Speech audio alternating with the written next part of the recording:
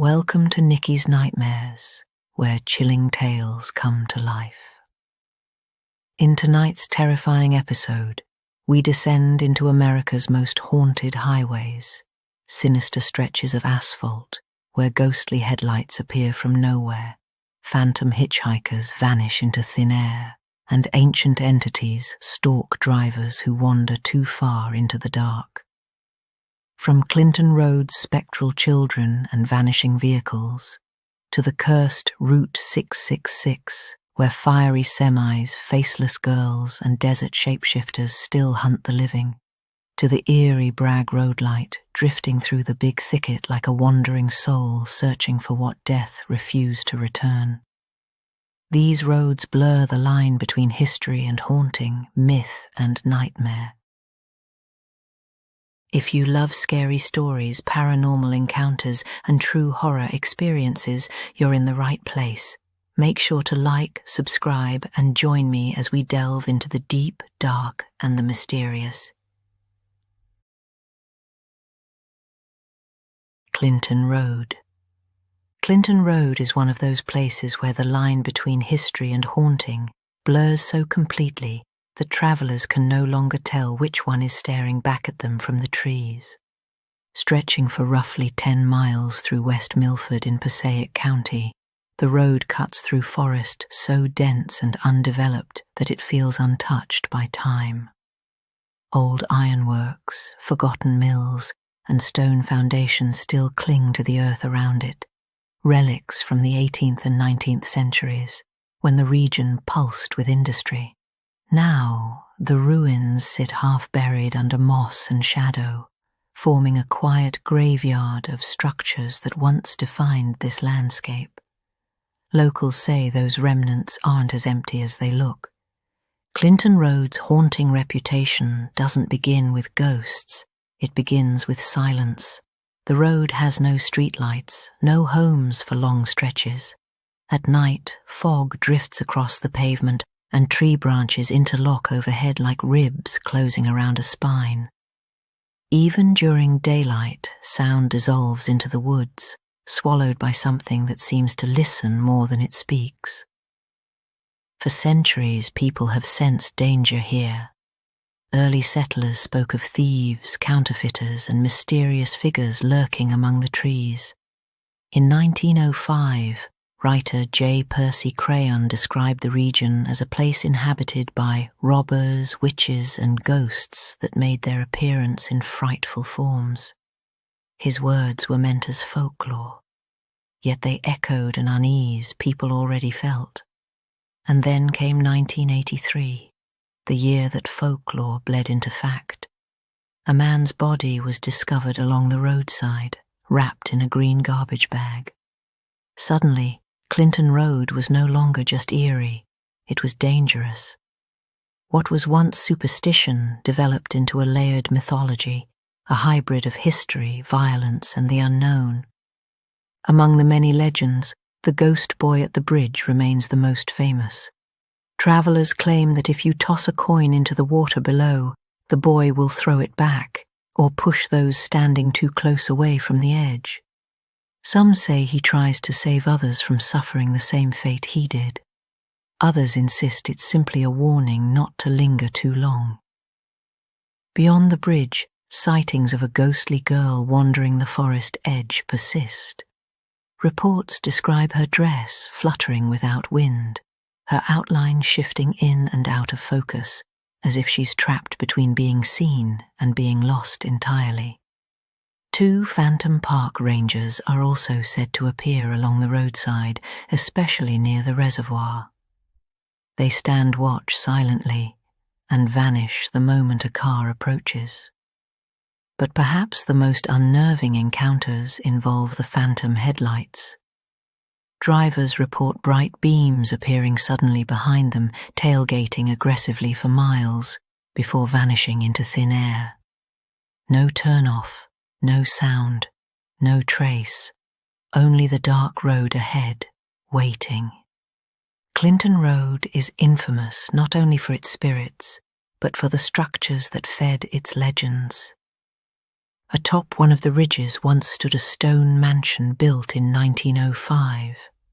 Over time, Cross Castle decayed into charred, crumbling ruins, a magnet for explorers, thrill seekers, and paranormal investigators. Visitors consistently reported sudden nausea, unexplained scratches or bruises, overwhelming dread, whispers echoing from rooms that no longer existed. Some found remnants of occult symbols. Others described hearing chanting or footsteps moving across the upper floors, long after the building had already collapsed. Though the ruins have since been demolished, the land retains its energy, a lingering imprint of whatever rituals once took place there. Nearby, another structure, nicknamed the Druidic Temple, carries its own eerie history. Rumors tell of robed figures, flickering firelight, and moonlit gatherings that feel both ancient and forbidden. Whether the stories have truth behind them or not, those who wander near the site at night often describe the unmistakable sensation of being watched. Along Shades of Death Road and Old Mine Road, close cousins in haunted folklore, stories of glowing orbs and floating lights stretch the legend further, binding this region into one continuous web of paranormal activity. Clinton Road's paranormal catalogue extends beyond ghosts. Travelers have reported spectral vehicles, including a black Camaro that appears suddenly behind drivers and an old pickup truck that chases cars before dissolving into darkness. Some believe these apparitions replay the final moments of fatal crashes that occurred decades earlier. Others point to bizarre lights in the sky, describing shapes and aircraft that defy conventional explanation. UFO reports are surprisingly common here, so common that they're considered another layer of the road's mythology. Then there are the creatures. Stories include dog-like beings that float rather than run, wolves with glowing red and yellow eyes, hybrid animals unlike anything known to science. These sightings are often dismissed until someone else reports the same thing days later. And still, the strangest legend may be the one that hints at something far more ancient. Although the Pine Barrens lie to the south, sightings of the Jersey Devil occasionally stretch all the way to Clinton Road. Witnesses have claimed to hear its screams echo across the reservoir, a screech that blends animal, human, and something entirely other. Others speak of winged shadows gliding over treetops, visible only for a moment before vanishing into the canopy. The creature's lore is centuries old. The 13th child of Mother Leeds, a cursed offspring of a young woman and a British soldier, a child transformed after a beggar's curse. No matter the origin, its presence is tied to fear, omens, and unexplained loss. Farm animals drained of life, crops destroyed overnight, entire communities haunted by a single cry in the darkness. Prominent figures, even governors, military officers, and nobility, claimed sightings. Cannonballs were once fired at it. None had any effect. Whether the Jersey Devil truly roams this northern stretch, or its legend has simply grown beyond its borders, Clinton Road remains one of the few places where people believe it could appear. And that belief alone is enough to unsettle even the most skeptical traveler. Clinton Road survives in the public imagination because of the way it feels. Isolated, heavy, filled with a silence that seems alive. Even skeptics admit that something about this road feels charged. The combination of tragic history, barren stretches, ruined structures, and persistent folklore creates an environment where the natural and supernatural blend seamlessly. It's not just a place you drive, it's a place you endure, mile by mile, wondering whether the next story you hear about Clinton Road is simply a ghost tale, or a warning whispered from the dark woods themselves. Route 666. Nothing feels like the old US Route 666, what people still call the Devil's Highway. It was just a numbering choice back in 1926, a simple branch of Route 66. But once that 666 marker went up, the stories began, and the accidents followed. Many different states described the same eerie events. The first was the most common. The flaming semi-truck. Drivers said they'd be alone at night when headlights appeared ahead. Too bright, too fast. Then a massive 18-wheeler would tear down the center line, engine roaring like something alive. Some swore the cab was engulfed in twisting flames. Others said they heard a chilling laugh as it passed. When they swerved off the road and looked back, the truck was gone. No debris, no skid marks, no sign it had ever existed. Then there was the faceless girl. Multiple witnesses told me they'd stopped for a young girl stranded on the shoulder. She appeared lost, terrified, until she lifted her head. No eyes, no mouth, just a smooth pale blur where her face should have been. Some said she drifted toward their car like mist and vanished inside it. But the darkest accounts came from Navajo drivers. They warned me about skinwalkers, shape-shifting entities that stalk the desert night. People reported massive dog-like creatures with glowing yellow eyes tearing at their tires. Others described figures running alongside their vehicles, keeping pace at highway speed, before disappearing into the sagebrush. By 2003, officials renamed the road to US Route 491, claiming sign theft as the reason. But troopers admitted otherwise. One officer said bluntly, 666 is evil, everyone dies on that highway. The most infamous legend is the mad trucker of Route 666. Witnesses describe an 18-wheeler flying toward them at impossible speeds. Some say the driver looks deranged. Others claim the cab is empty, or worse, filled with fire. The encounters end the same way. The truck forces the car off the road, then evaporates into the night. So what haunts the Devil's Highway? A demon summoned by the number? A tormented soul bound to the asphalt? Or a living person, using the road's isolation as their hunting ground? Even now, with a new name and new signs, the stories haven't stopped. Drivers still see the flames. They still meet the faceless girl. They still hear footsteps in the desert where no one should be walking. Some roads remember the things done on them, and Route 666, no matter what we call it, never stopped being cursed. What followed us on Highway 666? I don't talk about this night, not to friends, not to family, not even to myself if I can help it. The only person who's ever heard the full story was my girlfriend's father, and even he brushed it off like I'd mixed exhaustion with desert heat.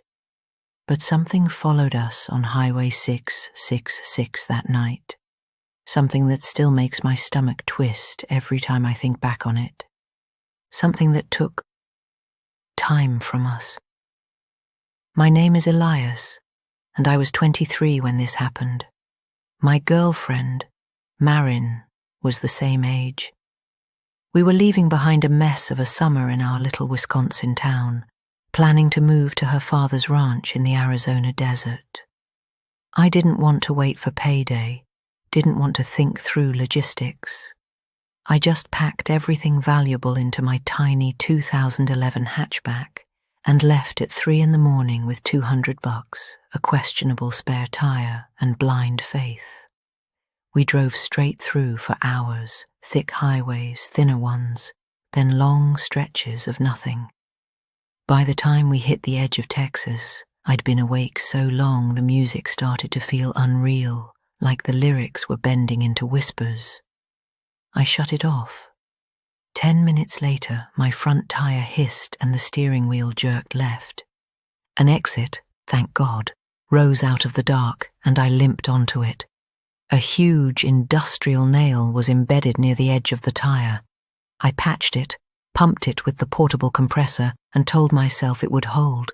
Temporary success. It became the theme of the night. Marin took over driving so I could rest, but when I woke an hour later, we were still crawling through Texas. I was irritated, exhausted, and running low on patience and money.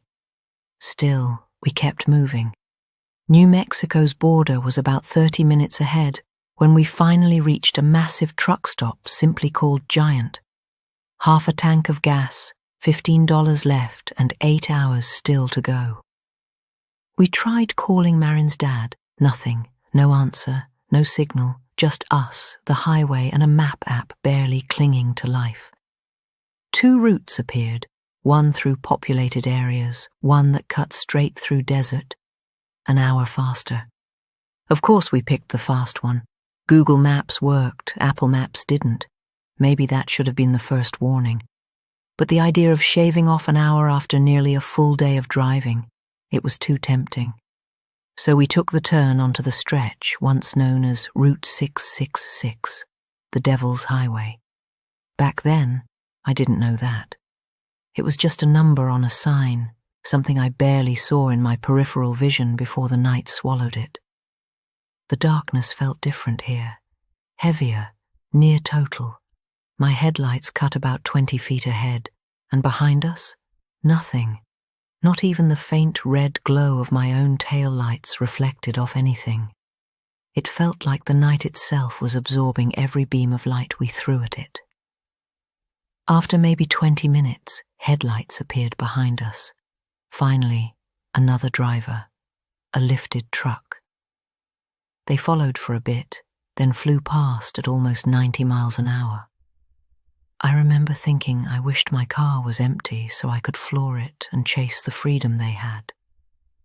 Another 20 minutes passed. A semi approached from behind, but before it ever reached us, it vanished. Not turned, not slowed, not dipped below a hill. Just gone.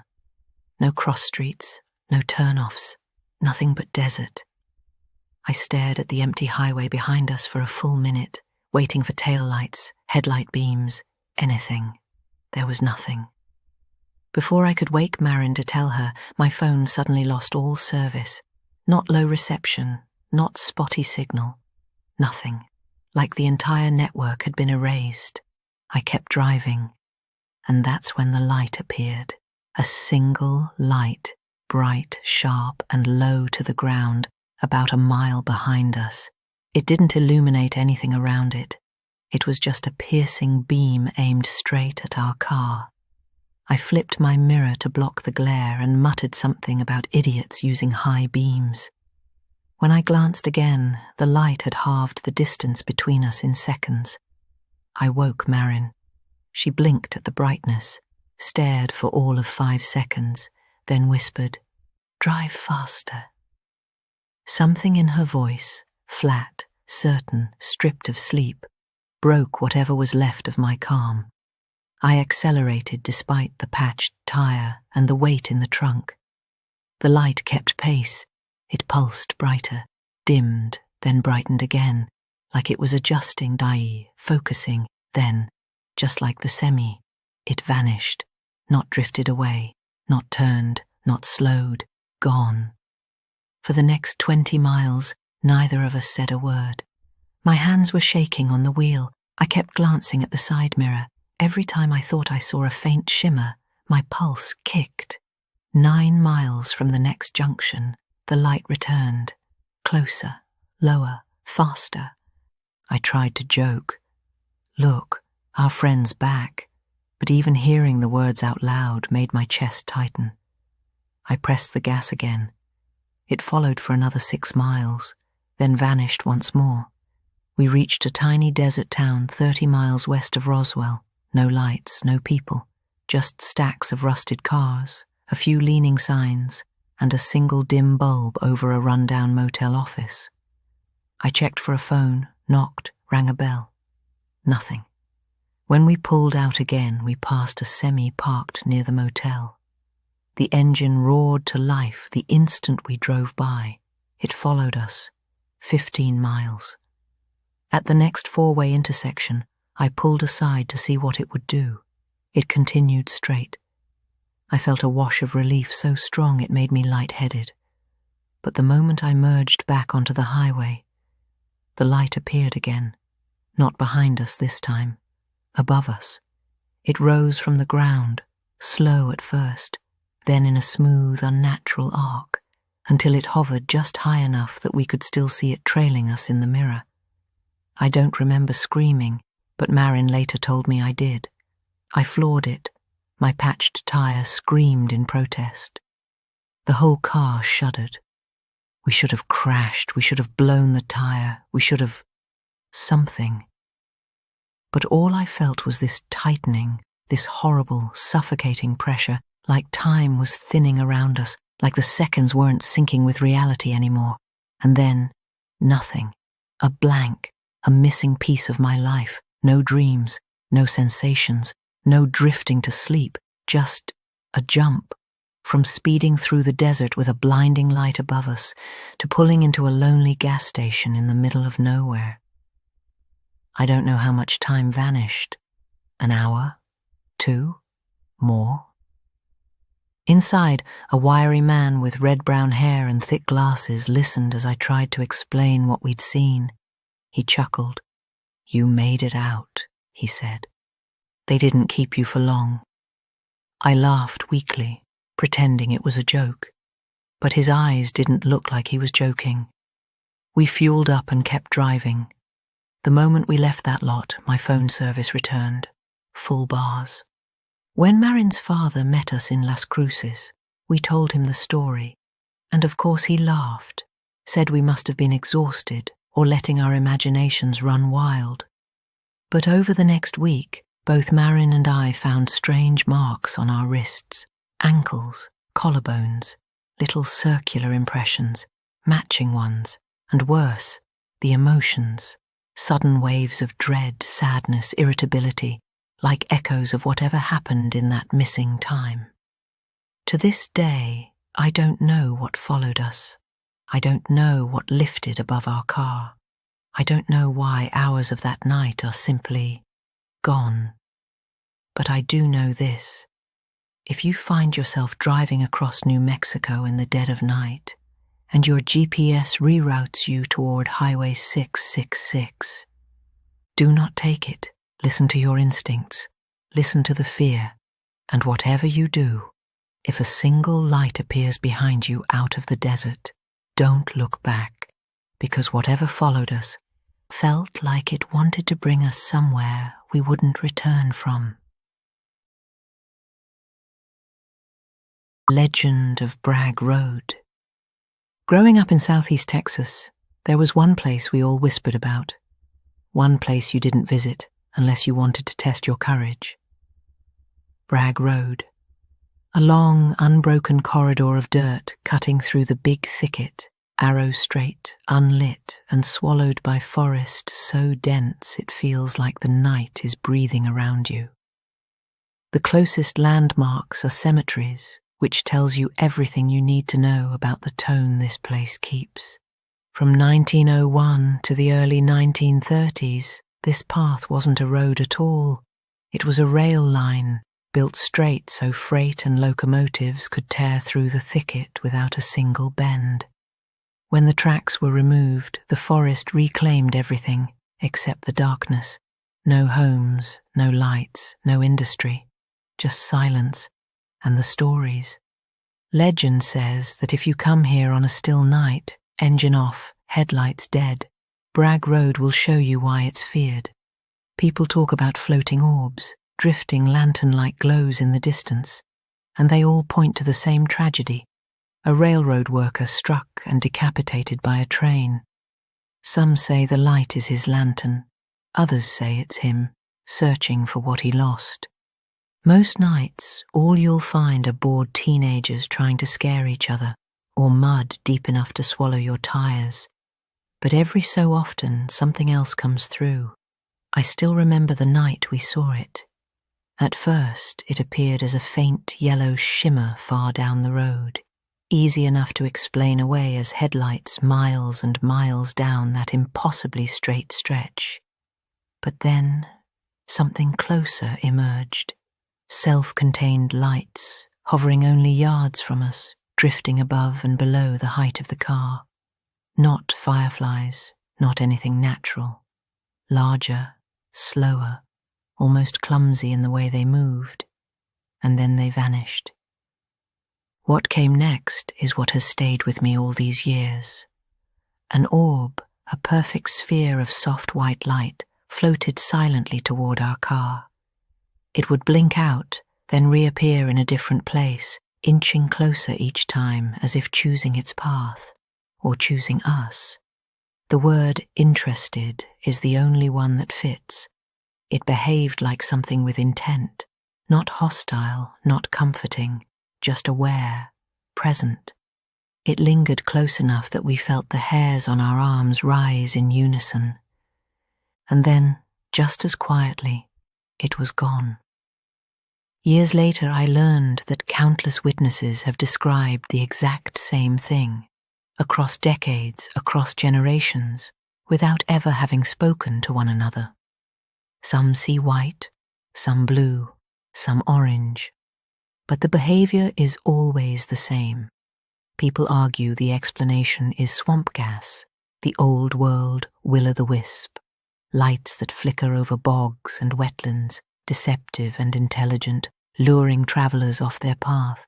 But no one has ever recreated these lights in a lab. No one has captured definitive proof. And Bragg Road has a way of resisting simple answers. One account, from years before mine, still chills me. A young girl on a hayride spotted a figure deep in the woods. A man holding a lantern walking alongside their trailer. At first, she thought it was a prank, until the lantern blinked out. Seconds later, it reappeared 50 feet behind where it had been, the figure still walking, still following, until the light vanished altogether. No footsteps, no explanation, just the lingering, crushing knowledge that something was moving with them in the dark. Bragg Road feels empty until it doesn't. And once you've seen the Saratoga Ghost Light, you understand why people keep coming back, and why others refuse to ever return. Some lights guide you home. This one just wants to be seen.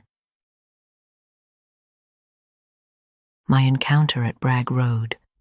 I've witnessed a lot of strange things in my life, but Bragg Road has always carried a different kind of weight, a quiet, ancient dread. A place where the darkness doesn't just surround you, it listens. My first encounters with that road stretch back to the late 80s. Back then, a few friends and I treated the sandy 8-mile trail like our own private dare. Bragg Road sits between FM 787 and FM 1293 near Saratoga, one of the densest, most unforgiving forests in southeast Texas. At night, the trees swallow the sky and the blackness feels alive enough to breathe. Except for the light, a single floating light that appears when it wants to. Not a reflection, not a car, something older. But before I tell you what I saw, you have to understand the ground we were standing on. Back in 1902, the Santa Fe Railroad cut a line through that wilderness, straight, uncompromising, a path carved for hauling timber, oil, and cattle out of this remote corner of Texas. For decades, one train a day traveled to Beaumont and back, a lonely routine meant to drag civilization into a place that didn't want it. And eventually, the wilderness won. By 1934, the tracks were torn up, leaving behind nothing but a pale, sandy road. Hunters kept it from disappearing entirely, but the forest was always eager to reclaim it. Around that time, people began reporting a strange, wandering light along the old railbed. Some even swore they'd seen it before the tracks were removed, as if it had been waiting there all along. The stories spread. Some said a railroad worker lost his head in a violent collision, and now he wanders the thicket, lantern held high, searching for what the earth never gave back. Others whispered about a Mexican cemetery hidden nearby, where a foreman supposedly murdered his crew rather than pay them, and that the spirits of those men still roam, glowing and restless. Whatever the truth is, something moves out there, something that glows in the dark. And I saw it. My first trip to Bragg Road was harmless enough, a daytime excursion with my friends Brian and Hector. We got lost, asked a woman at a store for directions, and, after Hector blurted out that we were visiting a friend who lived on the road, she just smiled, a strange, knowing smile, the kind people give when they choose not to explain something. We found the road. We followed every mile. There were no houses, no lights, nothing living, just trees leaning in too close like they were waiting for nightfall. My second trip was at night. I went alone. I saw nothing, just the suffocating blackness pressing against the windshield. But my third trip, that's when the road woke up. A group of us gathered near the entrance, the forest silent except for our own breathing. Then, far down the straight sandy stretch, a glow formed. Faint at first, then brighter. It looked exactly like the headlamp of a train barreling toward us, except the tracks were long gone. We tried to walk toward it, to get close enough to understand, but the more we moved forward, the more it drifted back, flickering, pulsing, then vanishing altogether. Every time it reappeared, it returned to the same distant point, as if it were tethered there. And then it would blink out, like it had dipped behind something that wasn't physically there. I wasn't satisfied. I wanted answers. So one night, my friend Paul Newman, no, not that Paul Newman, and I conducted an experiment. We smoothed out every tire track at the entrance and at each of the road's turnarounds. If the light came from a car, we'd know. If it didn't, well, that was the part we tried not to think too hard about.